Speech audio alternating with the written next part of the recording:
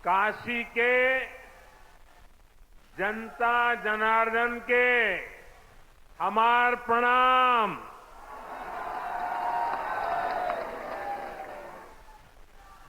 बाबा विश्वनाथ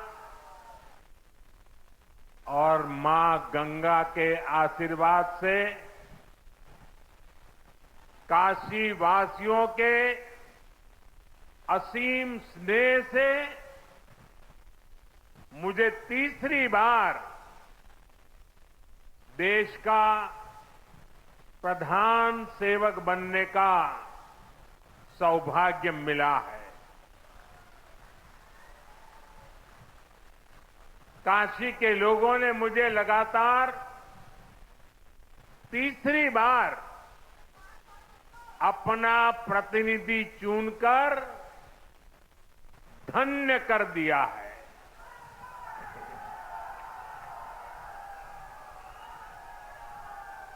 अब तो मां गंगा ने भी जैसे मुझे गोद ले लिया है, मैं यहीं का हो गया हूं।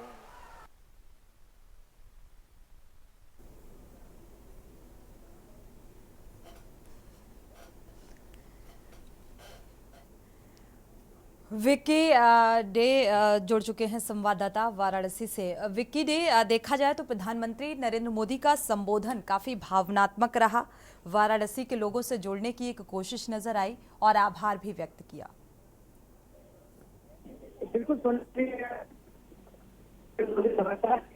जीत के बाद उनका प्रथम आगमन काशी में हुआ है और सर्वप्रथम जो 4:15 बजे वो काशी के एयरपोर्ट पे लाल बहादुर शास्त्री एयरपोर्ट पे पहुंचे, जहां पर उनका स्वागत योगी आदित्यनाथ और सभी लोगों ने किया। उसके बाद वो सीधे जनसभा स्थल पर पहुंचे, जहां पे वो किसानों से संबोधन किया और साथ ही साथ जो किसान सम्मान निधि की भी शुरुआत की। लेकिन इस बीच जो अपने संबोधन में प्रधानमंत्री नरेंद्र मोदी का जो काशी से जुड़ाव, जो काशी मतलब उनका जो दिखा, काशी के प्रति जो प्यार दिखा, भोजपुरी अंदाज में जो कहते हैं कि भोजपुरी अंदाज में उन्होंने कहा कि मैं तीसरी बार जीतने के बाद काशी में मैं पहुंचा हूं और काशी का होकर रह गया हूं। विक्की, सबने सुना प्रधानमंत्री नरेंद्र मोदी ने किस तरीके से अपने संबोधन में जिक्र किया, लेकिन किसानों को जिस तरीके से फायदा पहुंचाने की बात की गई, क्या किसानों में अब संतुष्टि देखने को मिल रही है?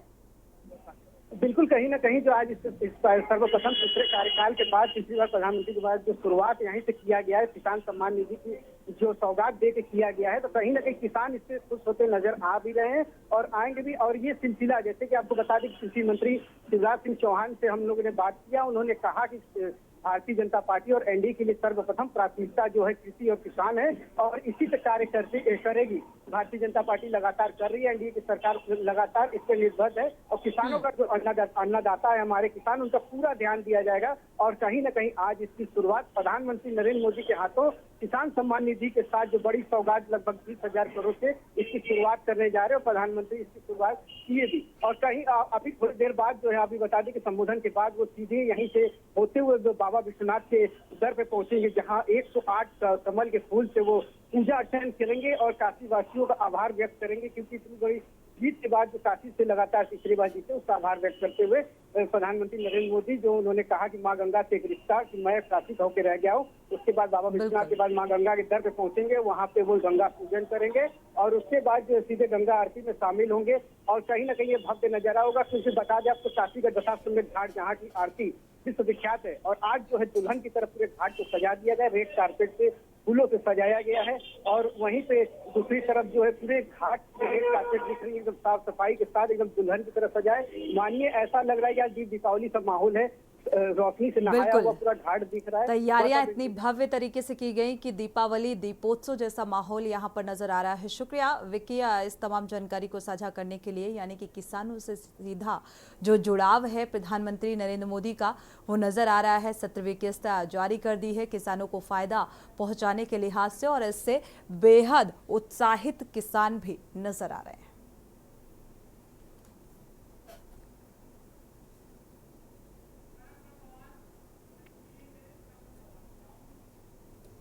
बढ़ते आगे और बात करते हैं सड़क पर बवाल, एनटीए से तल्ख सवाल। सुप्रीम कोर्ट ने आज नीट परीक्षा में कथित गड़बड़ियों को लेकर दायर याचिका पर सुनवाई की और इस दौरान कोर्ट ने नेशनल टेस्टिंग एजेंसी से तीखे सवाल भी किए।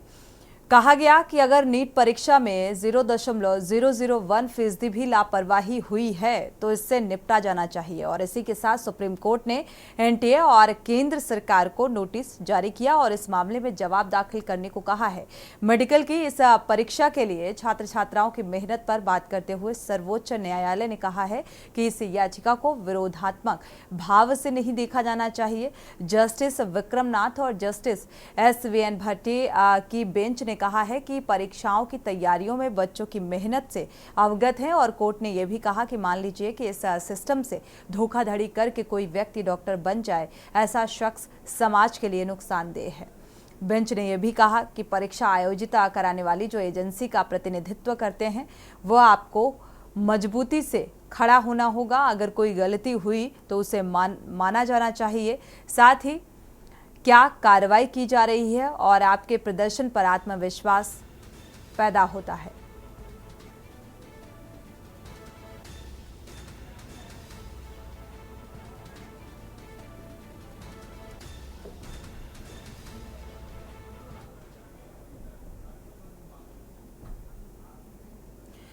रुक करते हैं अगली खबर का। चुनाव गए हार, अब इसी से गुहार। लोकसभा और 4 राज्यों के विधानसभा चुनाव के नतीजों के बाद अब तक ऐसी करीब 10 अर्जियां हैं जो चुनाव आयोग के पास आई हैं, जिनमें ईवीएम में दर्ज वोटिंग के आंकड़े, वीवीपैट की पर्चियों के मिलान यानी मेमोरी वेरिफिकेशन कराने की गुहार लगाई गई है। अधिकतर अर्जियों में 1 से 3 बूथों की मशीनों के मिलान पर अर्जी है। और आपको बता दें कि सिर्फ ओडिशा के झारसुगड़ा विधानसभा क्षेत्र से हरी बीजेडी उम्मीदवार दीपाली दास ने सबसे ज्यादा 13 मशीनों की मेमोरी वेरीफाई करने की अर्जी दी है।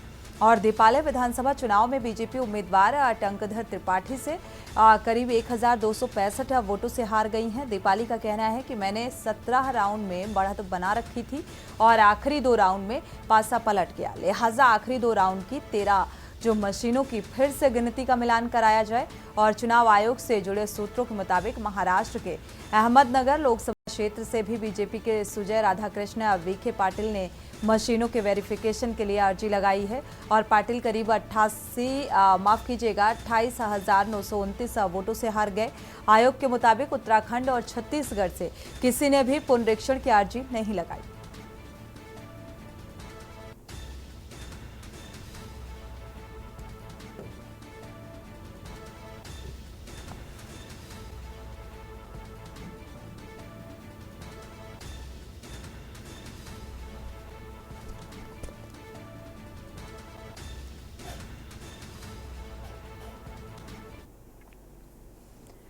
बढ़ते आगे और बात करते हैं सियासी संकट, समीक्षा और महायुति सरकार। महाराष्ट्र की महायुति सरकार में राजनीतिक संकट की आशंका पर एक तरफ विपक्ष सियासी तीर चला रहा है और वहीं बीजेपी के कई नेता समीक्षा के लिए दिल्ली रवाना हुए हैं। और इसी बीच मुख्यमंत्री एकनाथ शिंदे ने राज्य के दोनों उप मुख्यमंत्रियों के साथ बैठक भी की है। महाराष्ट्र बीजेपी के कई नेता एक समीक्षा बैठक में शामिल होने के लिए दिल्ली रवाना हुए और इसके बाद मुख्यमंत्री एकनाथ शिंदे ने राज्य के दोनों ही उप मुख्यमंत्री देवेंद्र फडणवीस और अजीत पवार के साथ बैठक भी की। हालांकि इस बैठक में किन मुद्दों पर चर्चा हुई ये अभी तक साफ नहीं हुआ है। सूत्रों के मुताबिक ये बैठक लोकसभा चुनाव में महायुति गठबंधन पार्टियों के खराब बैठक को लेकर केंद्रित थी। और बीजेपी सूत्रों के अनुसार मुख्यमंत्री एकनाथ शिंदे ने उप मुख्यमंत्री देवेंद्र फडणवीस और उप मुख्यमंत्री अजीत पवार के साथ अपने आधिकारिक आवास वर्षा में बैठक की। और उप मुख्यमंत्री अजीत पवार के बैठक से जाने के बाद मुख्यमंत्री एकनाथ शिंदे और उप मुख्यमंत्री देवेंद्र फडणवीस के बीच बैठक कुछ देर तक के लिए जारी रही। अब इस बैठक के बाद कयासों का दौर शुरू हो चुका है।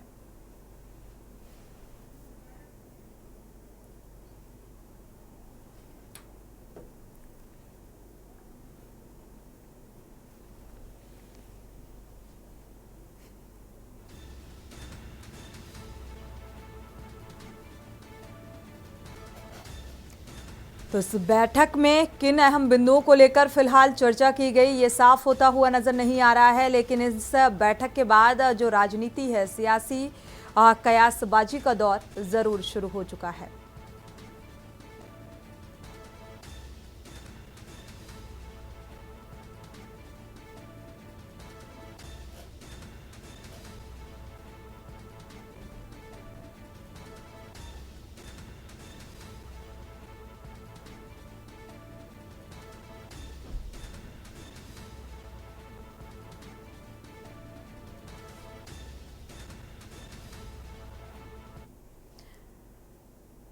बढ़ते आगे और बात करते हैं संकट बरकरार, बीजेपी की हुंकार। राजधानी दिल्ली में पानी का संकट लगातार बरकरार है। लोग गंदा पानी पीने को मजबूर है। गहराते पेयजल संकट को लेकर भारतीय जनता पार्टी ने मोर्चा खोल रखा है और इसी कड़ी में मोतीनगर फन सिनेमा से के पास जो पानी की किल्लत है उसको लेकर बीजेपी के नेता और कार्यकर्ता मटका फोड़ प्रदर्शन कर रहे हैं। और इससे पहले प्रदेश बीजेपी ने प्रमुख 14 स्थानों पर दिल्ली सरकार के खिलाफ विरोध प्रदर्शन भी किया। प्रदेश बीजेपी ने प्रमुख 14 स्थानों पर आम आदमी पार्टी और के खिलाफ मटका फोड़ प्रदर्शन।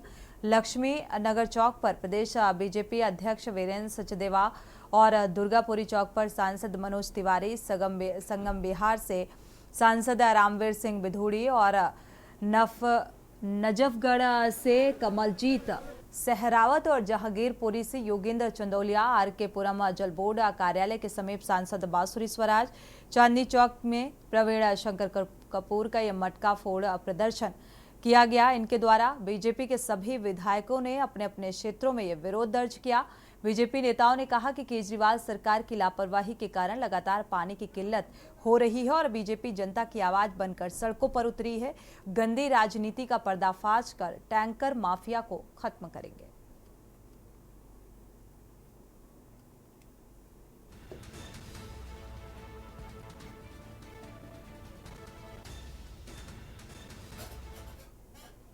डिपार्टमेंट है जल बोर्ड, यहाँ भी आप देखिए लिखा हुआ है दिल्ली जल board, office of the zonal revenue officer.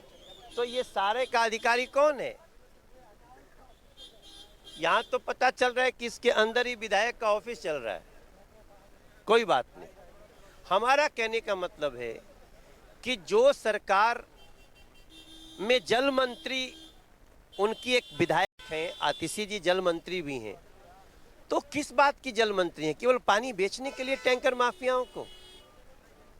ये बहुत बड़ा क्वेश्चन है। इसलिए बीजेपी दिल्ली की जनता के साथ सड़कों पे है। इसका न्याय जब तक नहीं होगा हम इसके खिलाफ लड़ाई लड़ते हैं। दिल्ली की जनता ने आम आदमी पार्टी की सरकार को चुनकर भेजा था दिल्ली के लिए काम करने के लिए, लेकिन दिल्ली सरकार तो केवल प्रचार प्रसार और भ्रष्टाचार में ही उलझी हुई। दुर्भाग्यपूर्ण बात है कि वो केजरीवाल सरकार जो मुफ्त पानी के वायदे करते थे, अरे आज उन्हीं के शासन में दिल्ली बूंद बूंद के लिए तरस रही है। और ये जो दिल्ली में पानी का संकट है, ये प्राकृतिक संकट नहीं है, ये संकट माननीय मुख्यमंत्री अरविंद केजरीवाल जी की सरकार का बनाया हुआ संकट है। और इसी खबर पर विशेष संवाददाता अखिलेश सिंह जुड़े हुए हैं। अखिलेश, देखा जाए तो जो दिल्ली वासी जल संकट से जूझ रहे हैं वो फिलहाल मुश्किलें और बढ़ती हुई नजर आ रही है और अब तो भारतीय जनता पार्टी भी, जो सांसद हैं भारतीय जनता पार्टी के, वो सड़कों पर उतर आए हैं, मटका फोड़ प्रदर्शन कर रहे हैं।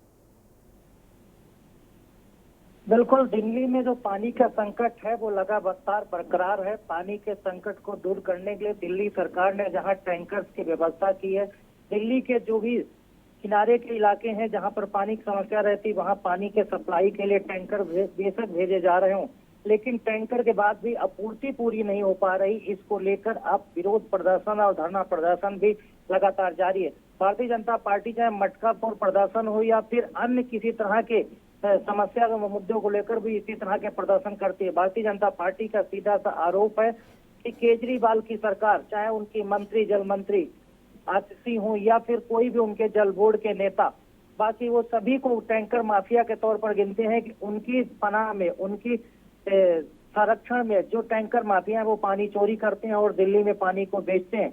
लेकिन समस्या यही है कि हर साल जब भी गर्मी का मौसम आता है तो इस तरह की राजनीति होती है, और राजनीति होने के बाद जैसे बारिश होती है और पानी की समस्या का समाधान हो जाता है, यानी पानी की किल्लत खत्म हो जाती है, तो फिर इसके बाद इस तरह की समस्याओं को अखिलेश, लेकर लेकिन ना इस तो कांग्रेस आरोप और प्रत्यारोप और प्रदर्शन के बीच अगर देखा जाए, टैंकर माफियाओं पर लगाम लगाने के लिए दिल्ली सरकार की क्या कुछ पहल नजर आ रही है? देखिए, टैंकर माफियाओं पर नकेल कसने के लिए सुप्रीम कोर्ट ने भी पूछा था कि आपने क्या कार्रवाई की, आप उसको लिखित में कोर्ट को बताइए। और उसके बाद जो टैंकर माफिया पानी की चोरी करने के जो आरोप लग रहे हैं और जिन तरह की बातें सामने आ रहे हैं, उनको लेकर एक रिपोर्ट भी मांगी थी जल बोर्ड से। इसके साथ ही साथ पुलिस को भी कोर्ट की तरफ से किया गया, लेकिन अगर देखा जाए तो सीधी कार्रवाई कहीं भी कोई नजर नहीं आ रही, चाहे वो पुलिस हो चाहे दिल्ली सरकार हो। और कोर्ट की तरफ जो निर्देश दिए गए उन निर्देश का भी पूरी तरह से अमल होता नहीं दिख रहा है कि टैंकर माफियाओं पर कोई कार्रवाई हुई, उनके खिलाफ मुकदमे लिखाए गए, पुलिस ने छापा मार करके क्या टैंकर माफियाओं के टैंकर जब्त किए, उनकी गिरफ्तारी हुई। फिलहाल इस तरह की कोई भी बड़ी कार्रवाई किसी की तरफ से होती नजर नहीं आ रही। लेकिन पानी का संकट दिल्ली में बरकरार है, जनता उस पानी से जूझ रही है। शुक्रिया अखिलेश इस तमाम जानकारी को साझा करने के लिए। तो एक तरफ जनता जो है, साउथ दिल्ली वासी जो हैं वो परेशान नजर आ रहे हैं पानी की किल्लत से, और दूसरी तरफ अब मटका फोड़ प्रदर्शन भारतीय जनता पार्टी के सांसद सड़कों पर उतर आए हैं कार्यकर्ताओं के साथ और प्रदर्शन कर रहे हैं। और लगातार सुप्रीम कोर्ट की तरफ से भी कहा गया कि भाई जो माफिया हैं, जो टैंकर माफिया हैं, इन पर आखिर कब लगाम लगेगी और क्या कुछ कार्रवाई दिल्ली सरकार की तरफ से की गई। तो जवाब तलब किया गया है इस मामले में। हालांकि अब एक ये राजनीति का मुद्दा बन गया है।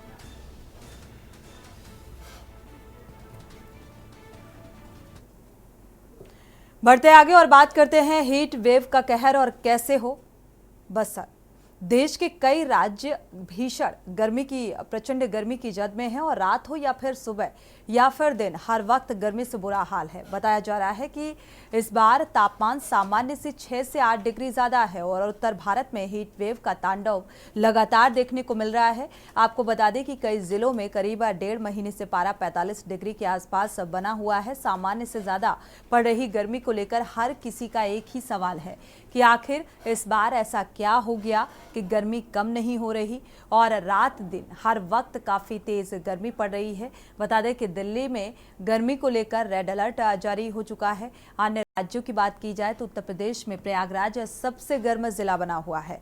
तापमान 47 डिग्री पहुंच चुका है और इसके साथ ही कानपुर, लखनऊ, बांदा, बुंदेलखंड जैसे शहरों का नंबर आता है। बिहार की बात की जाए तो प्रदेश में 9 जिले में रेड अलर्ट जारी किया गया है। साथ ही जो 4 जिले हैं वहां पर येलो अलर्ट जारी किया गया है। इसके अलावा नॉर्थ इंडिया के अन्य राज्यों में स्थिति जो है ऐसी ही बनी हुई है। 24 घंटे तक राहत मिलने की उम्मीद नहीं। आईएमडी ने कहा है कि अगले 24 घंटों के दौरान उत्तर भारत के कई हिस्सों में भीषण गर्मी की स्थिति जारी रहने की संभावना है और इसमें दिल्ली, नोएडा, गाजियाबाद, गुरुग्राम जैसे शहर आते हैं। और मौसम विभाग ने बताया कि उत्तर पश्चिम भारत की ओर से आने वाले पश्चिमी विक्षोभ के कारण धीरे धीरे इसमें कमी आएगी।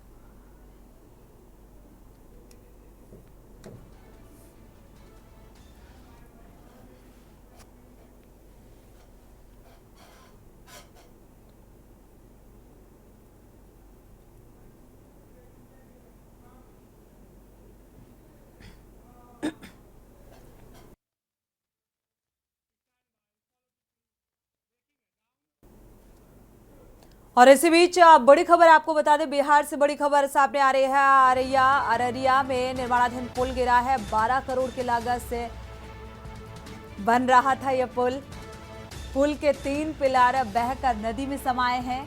बकरा नदी में ये पुल बनाया जा रहा था। निर्माणाधीन पुल गिरा है। बिहार से ये खबर सामने आ रही है।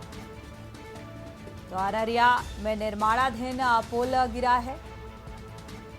अच्छी खासी लागत यानी कि 12 करोड़ की लागत से ये पुल बनाया जा रहा था। तो अब सवाल उच्च गुणवत्ता को लेकर कि आखिर किस तरीके से इसका निर्माण कराया जा रहा था और जो किस तरीके का मटेरियल इस्तेमाल किया जा रहा था। निर्माणाधीन पुल फिलहाल धराशायी हो गया है।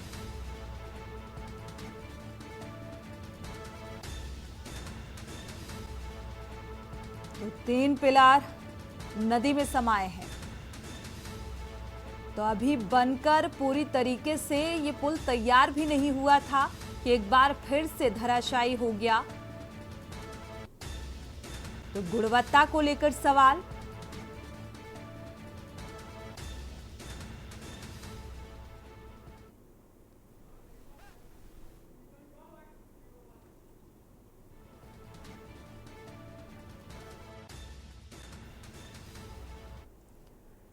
इसी के साथ बुलेटिन में इतना ही। आगे खबरों के लिए आप देखते रहिए के न्यूज इंडिया। आप देख रहे हैं के न्यूज, खबरों का सारथी।